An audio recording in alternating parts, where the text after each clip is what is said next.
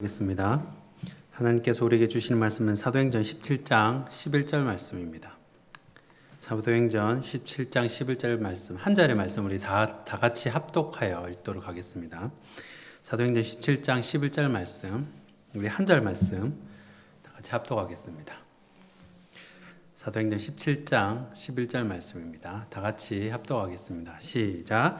베레아에 있는 사람들은 데살로니가에 있는 사람들보다 더 너그러워서 간절한 마음으로 날마다 성경을 상고함으로. 아멘. 하나님의 말씀입니다. 네, 오늘은 성경에 접근하는 방법 두 번째 시간입니다. 지난주에는 성경에 접근하는 세 가지 방법에 대해서 살펴보았습니다. 간단하게 복습을 하자면요, 이 세 가지가 혹시 기억이 나시나요? 첫 번째가 주관적 접근, 그리고 두 번째가 연역적 접근, 또 세 번째가 귀납적 접근이라고 배웠습니다. 주관적 접근의 장점은 누구나 초등학생도 쉽게 할 수 있다는 것입니다. 그리고 개인 신앙 적용에 굉장히 탁월하다는 장점이 있습니다.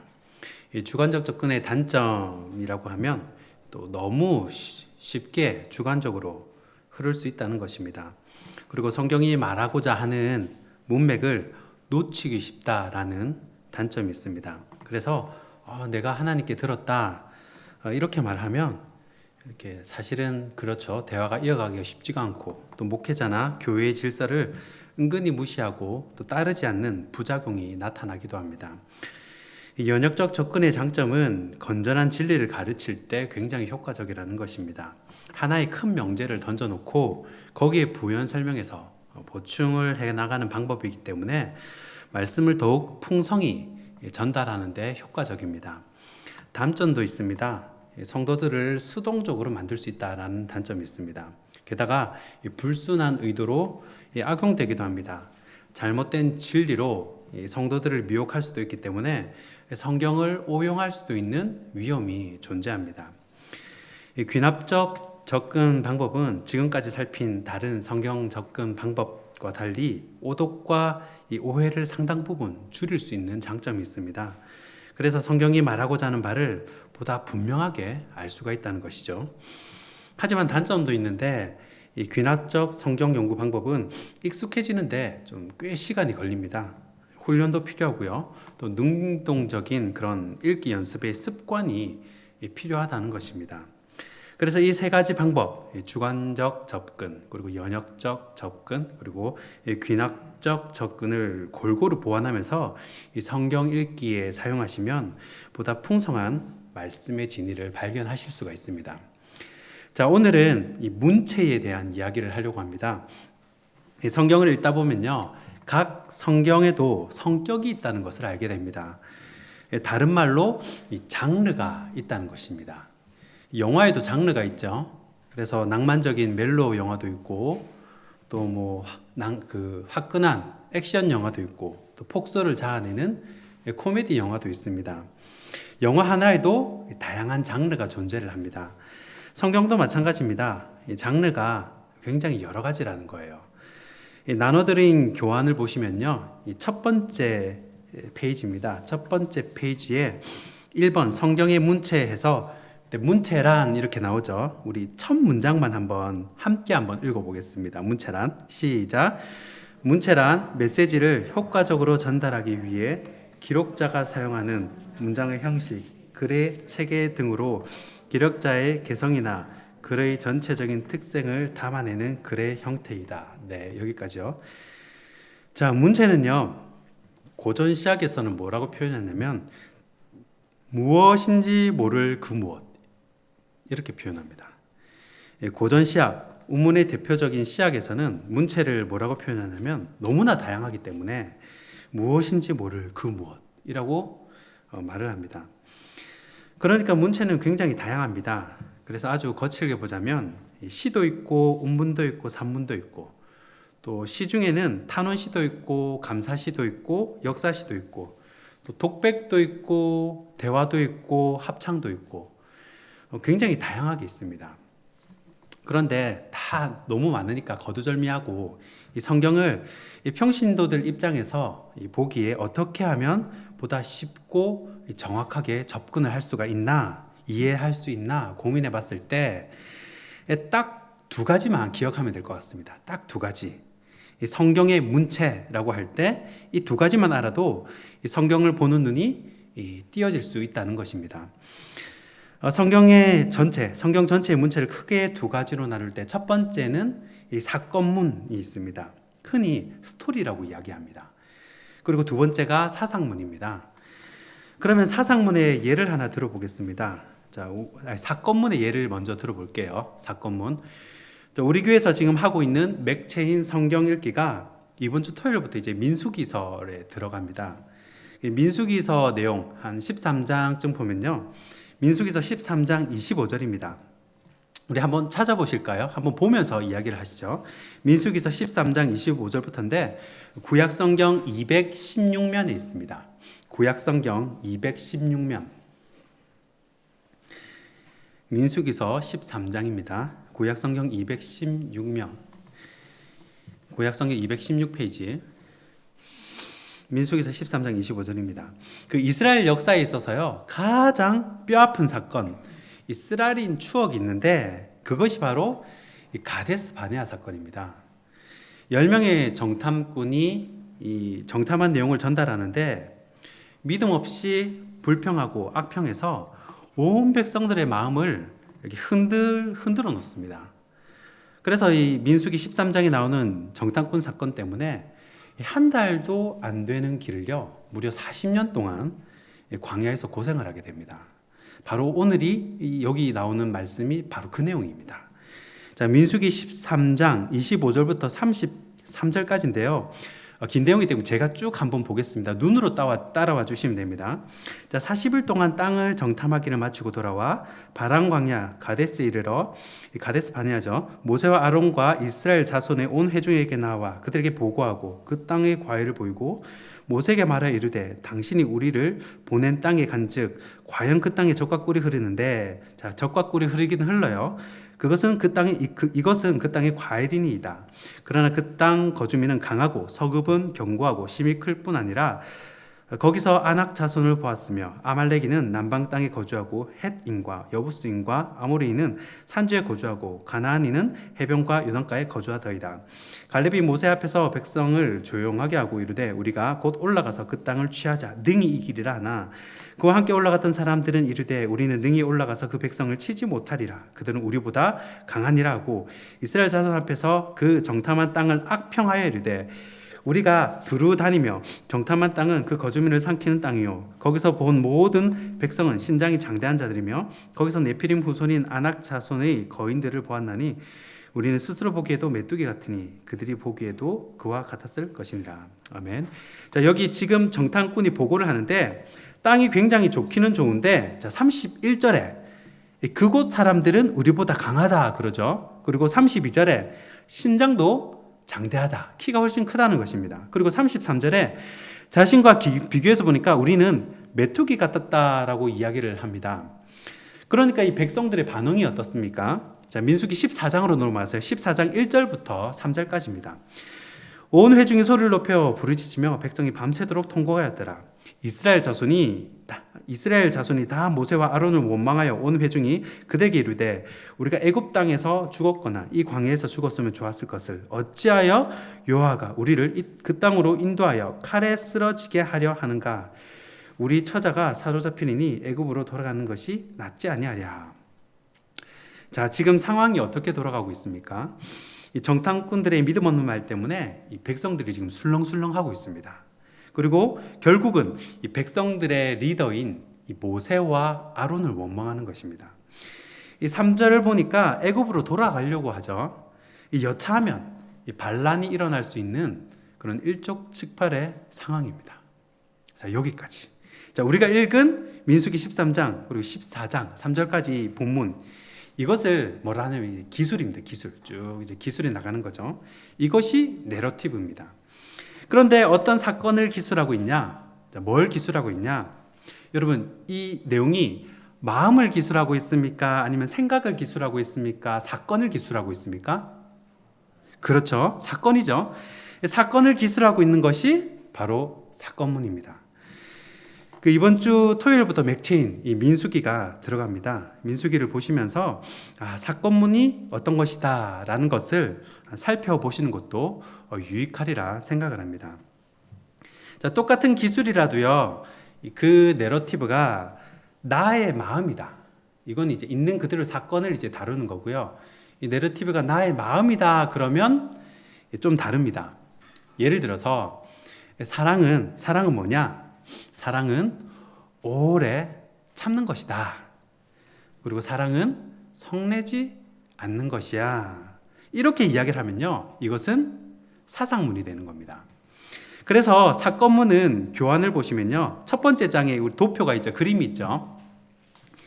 이 5가지를 중요하는 것이 주목하는 것이 굉장히 중요합니다.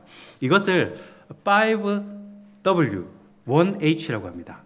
자, 교회 첫 번째 페이지 그림을 보시면요, 누가, 언제, 어디서, 무엇을, 어떻게, 왜. 자, 이것만 찾으면 본문이 말하는 그 사건 속으로 쉽게 들어갈 수가 있습니다. 이제 방금 읽었던 민수기 13장의 내용을 한번 떠올려 보시고요. 본문을 펴 놓으시고 여기 있는 이 도표대로 이 5W 1H를 적용해 보겠습니다. 자, 어떻게 보면 되는가? 자, 누가. 자, 이 민수기 본문을 보니까 누가. 자, 누구죠? 12 정탐꾼, 그리고 이스라엘 백성들이죠. 그리고 언제? 가나안 정탐 후죠. 어디서? 가데스 바네아에서. 그리고 무엇을? 가나안 정복이죠. 그리고 어떻게? 취하지 못할 것이라 얘기를 하는 겁니다. 왜죠? 그들은 크고 우리는 메뚜기 같아서. 자, 지금 5W1H에 따라 쭉 적용해서 나갔죠. 이 사건문은 여기 이 5W1H를 탐구하면 그 내용을 보다 쉽고 정확하게 파악할 수가 있습니다. 사실은 이게 이 설교를 준비할 때요, 설교 주회하는 과정과 좀 비슷합니다. 제가 신대원 3학년 과정이 이제 주회 과정이 있는데, 사실 주회는 좀 더 깊이 들어가요. 그러니까 역사도 좀 이렇게 봐야 되고요. 그다음에 문화도 좀 봐야 되고, 그리고 원어도 좀 봐야 되고, 조금 더 깊이 들어가는데, 대략 간단하게 이걸 이렇게 뽑아내면 우리가 성경을 보는 이 방법과 거의 비슷합니다. 그래서 우리 합동 측에서는 거의 이제 강도사부터 강도권을 두죠. 아마 이 주의 과정 때문에 그렇지 않나라는 생각을 해봅니다. 자, 그러면 이번에는 사상문에 대해서 한번 살펴보겠습니다. 이 사상문의 대표적인 예가 바로 시입니다. 시. 이건 뭘 찾아야 하냐면, 시를 읽으면서요, 이 방금 우리가 봤던 누가, 언제, 어디서, 무엇을, 이런 걸 따져버리면 이제 미궁 속에 빠지게 됩니다. 사상문은 뭘 알아야 되냐면, 자, 이게 시냐, 편지냐, 노래냐, 아니면 지혜냐, 잠언이냐, 이런 걸 구분해야 됩니다. 그 다음에 이제 문맥, 흐름을 봐야 되는 거죠. 그리고 뭐가 자꾸 반복이 됩니다. 이 반복이 된다는 것은 강조를 한다는 거죠. 그리고 유사, 비슷한 걸로 이제 비유를 합니다. 그리고 이 대조, 반대로 말을 하죠. 그리고 문법적인 관계, 그러나, 접속사, 그러므로, 이런 게 굉장히 중요합니다. 그 예로 이제 로마서를 들어보면 로마서 1장부터 7장까지 이 얘기가 쭉 나오고, 8장에 뭐가 나오냐면 성령 안에서의 삶을 이야기합니다. 그래서 8장 1절부터 뭐가 나오냐면 그러므로라고 바로 얘기를 해요. 그러므로 그리스도 예수 안에 있는 자에게는 결코 정죄함이 없나니, 결론이라는 거예요. 그러니까 1장부터 7장까지 사도 바울이 쭉 설명을 하고 8장에서 그러므로 하고 결론을 이야기하는 것입니다. 그래서 사상문을 읽을 때는 이 반복되는 단어, 흐름, 또 강조, 문법, 이런 걸 보면 본문이 쉽게 눈에 들어온다는 겁니다. 자, 신문을 보면요, 우리가 논술 공부할 때 많이 보죠. 신문을 보면 기자들이 써놓은 이 사설이 있습니다. 사설은 여러분 사건문일까요? 사상문일까요? 사설은 사상문이겠죠. 사건문은 있었던 일을 기술한 건데, 사설은 그러므로 어떻게 해야 된다, 이런 겁니다. 그러니까 지금 우리 교회가 묵상하고 있는 맥체인 4권의 성경 중에 이 디모데후서에도 이런 내용이 있습니다. 자, 디모데후서도 이 사도 바울이 디모데에게 보내는 서신서, 이 편지글입니다. 디모데후서 1장 8절을 보면요, 그러므로 하고 바울이 말하고자 하는 말을 바로 직언을 하죠. 그러므로 주를 위하여 갇힌 자 된 나를 부끄러워하지 말고 오직 하나님의 능력을 따라 복음과 함께 고난을 받으라. 바로 이렇게 직언을 하는 겁니다. 그래서 서신서를 보면요, 신문의 사설처럼 직접적으로 명령하고 설명하는 것들이 있습니다. 이 사건문은 상대적으로 이렇게 다루기가 쉽습니다. 왜냐하면 형태가 하나밖에 없기 때문입니다. 사건문은 사실 설교하기도 이렇게 조금 수월하거든요. 스토리를 따라가면 되니까요. 기승전결이 있으니까. 그런데 사상문은 편지도 있고 또 사설도 있고 시도 있고, 그래서 참 어렵고도 쉬운 게 바로 이 시입니다. 시. 성경의 시편. 제가 그 중에 시를 한번 보자면요, 제가 고등학교 때 좋아했던 시만 한번 뽑아봤습니다. 제가 좋아하는 시로. 시를 보면서 사상문을 읽는 하나의 툴을 알 수가 있습니다. 교환 한번 보시죠. 귀천, 세 번째 페이지죠. 3면에 있습니다. 귀천. 제가 한번 낭독할 때 한번 쭉 따라와 보시죠. 쭉 한번 이제 사상문을 읽는 툴을 한번 보는 겁니다. 귀천, 천상병, 나 하늘로 돌아가리라. 새벽빛과 닿으면 쓰러지는 나 하늘로 돌아가리라. 노을빛 함께 단둘이서 기슭에서 놀다가 구름 손짓하면은 나 하늘로 돌아가리라. 아름다운 이 세상 소풍 끝내는 날 가서 아름다웠다고 말하리라. 자, 이게 성경의 본문이라고 가정을 하고 여기서 강조되는 것이 무엇인가 찾는 거예요. 주제가 뭔가, 또 지금 상황이 뭔가. 반복되는 것이 있죠. 1행에도 나 하늘로 돌아가리라. 또 3행에도 나 하늘로 돌아가리라. 또 6행에도 나 하늘로 돌아가리라. 자, 그러면 이 천상명님의 시, 이 귀천의 심상은 뭔가, 상황은 뭔가, 자, 화자가 처한 상황은 뭔가 떠올려 봤을 때 이 세속을 초월한 죽음이라는 것을 알 수가 있습니다. 세상의 부귀영화에 연연해 하지 않는, 노을하고 놀다가 그냥 구름이 손짓하면은 가겠다는 것이죠. 이 시를 좋아하시는 분은 아시겠지만 이 천상병님이 강고를 많이 겪었습니다. 보통 이 문인들, 시 쓰는 사람이나 소설 쓰는 사람들은 이름 뒤에 님자를 붙이잖아요. 이 천상병님은 강고를 많이 겪으셨는데 이 평생 가난이 직업이다라고 말할 정도로 이 궁색한 삶을 살았다고 합니다. 매일 한 병씩 이 막걸리를 마시는데 그 표현에 의하면 자기가 그래요. 천상명님이 하나님의 은총, 막걸리는 하나님의 은총이다 이렇게 표현을 합니다. 그래서 자기가 정해놓은 사람한테만 매일 정액제로 1,000원씩 구걸을 해가지고요, 그 1,000원 받아가지고 이 막걸리도 사 마시고 또 책도 사고 그랬다고 합니다. 잠깐 곁길로 세자면 제가 천상병 시인을 너무 좋아해서 그 인사동에 있는 귀천 카페에 직접 가봤습니다. 카페 하면 떠오르는 이미지가 왜 재즈 음악이 흐르고 또 따뜻한 세련된 인테리어가 있어야 되는데 사실 전혀 그런 것이 없습니다. 카페가 얼마나 작은지 정말 공간이 작은데 작은 테이블 3개가 딱 들어갈 정도입니다. 작은 테이블 3개. 그래서 앞에서 차를 시키고 앞에 앉으면 옆에 너무 이렇게 따닥 붙어서 옆에서 대화하는 소리가 그냥 그대로 다 들립니다. 벽지도 그냥 신문지를 그냥 발라놓고요. 굉장히 낡은 전통 찻집 분위기였습니다. 재미있는 일화가 있는데 이 천상명님이 나중에 유명해지고 시집이 많이 팔려서 인쇄로 몇 천만 원의 현금이 들어왔다고 합니다. 그런데 평생 이 큰 돈을 만져본 적이 없으니까 이걸 어디 보관할 데도 없잖아요. 집도 좁고 해서 이 낡고 허름한 집 아궁이에다가 그 돈다발을 10,000원짜리 돈다발을 다 넣어놨다고 합니다.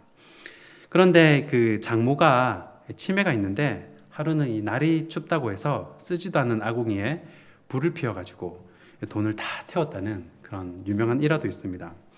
그러니까 평생 돈하고는 관계가 없는 인생을 살다 간 거죠. 아무튼 시에 나타난 이 심상은 세상의 부귀영화에 집착하지 않고 언제든 하늘로 돌아갈 수 있다는 자유인, 세속을 초월한 인생관을 느낄 수가 있습니다. 사실 이러한 심상은요, 전도서에서도 나옵니다. 전도서 8장 15절인데요.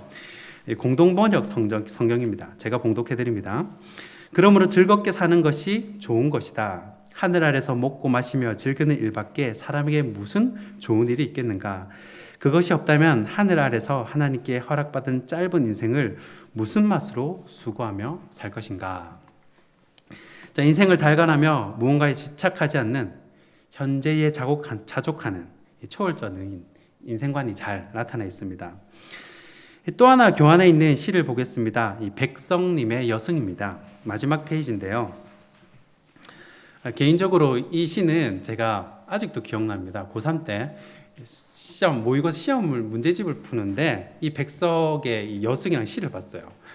너무 마음이 아파가지고요. 문제를 풀 수가 없는 겁니다. 한참을 너무 가슴이 아파서 어떻게 이렇게 아름다운 시를 문제로 풀 수가 있나 한참을 이렇게 묵상을 했었던 때가 있습니다. 제가 한번 낭독해 보겠습니다. 여승 백석. 가쥐치의 냄새가 났다. 쓸쓸한 낯이 옛날같이 늙었다. 나는 불경처럼 서러워졌다. 평안도의 어니 산 깊은 금던판. 나는 파리한 여인에게서 옥수수를 샀다. 여인은 나어린 딸아이를 때리며 가을밤같이 차게 울었다. 이 섣벌같이 나아간 지아비 기다려 10년이 갔다. 지아비는 돌아오지 않고 어린 딸은 도라지꽃이 좋아 돌무덤으로 갔다. 상꽁도 설게 울은 슬픈 날이 있었다. 산절의 마당귀에 여인의 머리오리가 눈물방울과 같이 떨어진 날이었다. 자, 이게 현재 그리고 과거 시점으로 가는 건데요. 1년에 일행에 가지취 냄새가 났다 그러죠. 이거는 이제 산 속에서 만난 지금 현재의 여승의 모습입니다. 지금 현재. 그리고 이어는 이 금전판에서 만난, 그러니까 금전판은 금광이죠. 금광에서 만난 여승이 되기 전 과거의 모습이죠. 그리고 어린 딸아이를 데리고 옥수수 장사를 하는 가난한 여인의 모습이에요. 그러니까 이 시를 적은 그 작자가 본 거죠. 이 시 안에 이 시점이 이제 본 거죠. 그리고 3년은 여인의 가족사가 나옵니다. 이 섣벌은 일벌을 말하거든요. 이 일벌처럼 남편은 일거리를 찾는다고 하면서 집을 나간 겁니다. 그리고 어린 딸은 어떤 이유인지는 모르지만 먼저 세상을 떠납니다. 이 가족 공동체 해체로 인해서 여인의 비극적인 인생, 삶의 외로움이 확 묻어난다는 거예요. 그리고 사연에 모든 걸 잃고 관계도 깨지고 머리를 깎고 여승이 되는 모습입니다. 이 머리를 깎으면서 이 머리채가 탁 떨어지는 그걸 표현하는 거죠. 여러분, 시 전체에 흐르는 이 외로움, 또 비극적인 인생이 확 다가오실 겁니다. 이와 비슷한 시점 심상이 바로 욥기 3장에 그대로 있습니다. 욥기 3장을 보면요, 욥이 모든 재산 다 날리고 또 자녀도 먼저 잃습니다. 자녀가 먼저 세상을 떠나고 그 욥의 그 괴로운 마음, 그걸 시로 이렇게 쭉 표현을 해놨어요. 욥기 3장 1절부터 4절까지 제가 봉독해 드리겠습니다.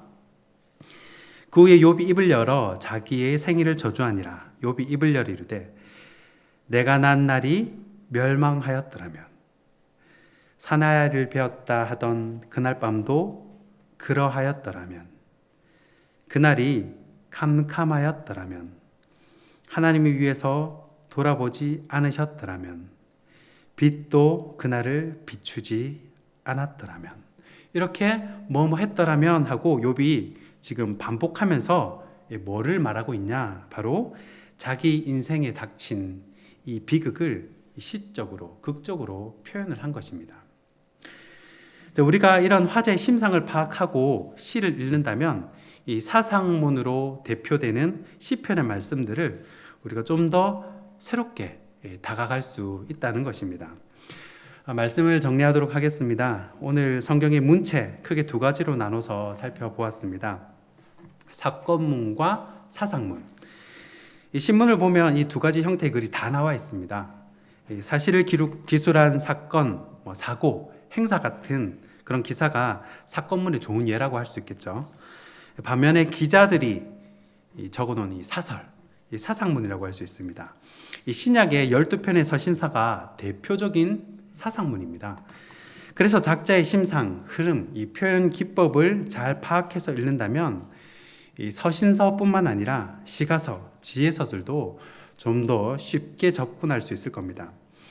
우리가 이 시간에 좀 신문 기사나 또 성경 본문을 가져서 실제적으로 이렇게 실습을 해볼 수도 있어요. 이렇게 교환을 넣고 실습을 해볼 수도 있는데, 이 수요예배 시간에서는 이 강의 설교로만 오늘 마무리하도록 하겠습니다. 사실 성경 읽기에서 최고의 황금 열쇠는요, 바로 성령 충만입니다.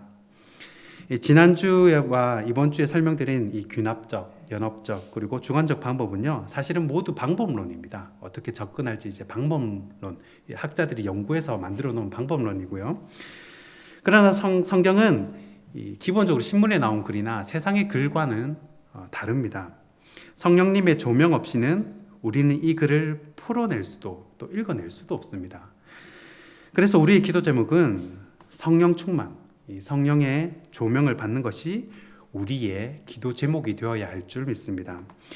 두 주간 강의 설교라 당이 또 다소 딱딱할 수도 있는데, 바라기는 이 강의 설교를 통해서 성경에 접근하는데 도움이 되었으면 좋겠고, 또한 이 성령의 조명을 받아 이 레마의 음성을 듣는 저와 여러분이 되길 주님의 이름으로 축원합니다. 기도하겠습니다. 지금도 살아계셔서 말씀하시는 하나님, 이 자리에 사모함으로 나온 모든 성도들 가운데 성령의 충만함을 허락하여 주시옵소서. 우리가 읽고 듣는 말씀들이 성령의 조명으로 깨달아지는 은혜가 있게 하여 주시옵소서. 우리가 말씀을 펼 때마다 하늘이 열리게 하여 주시고, 그 말씀으로 우리의 삶에 빛과 등이 되게 하여 주시옵소서. 이제는 우리 주 예수 그리스도의 은혜와 하나님 아버지의 사랑과 성령의 교통하신 은혜가 말씀으로 오신 주님을 만나길 원하며 풍성히 누리길 원하는 이 자리의 모든 성도들 머리 위에 이제로부터 영원히 항상 함께 있을지어다. 아멘.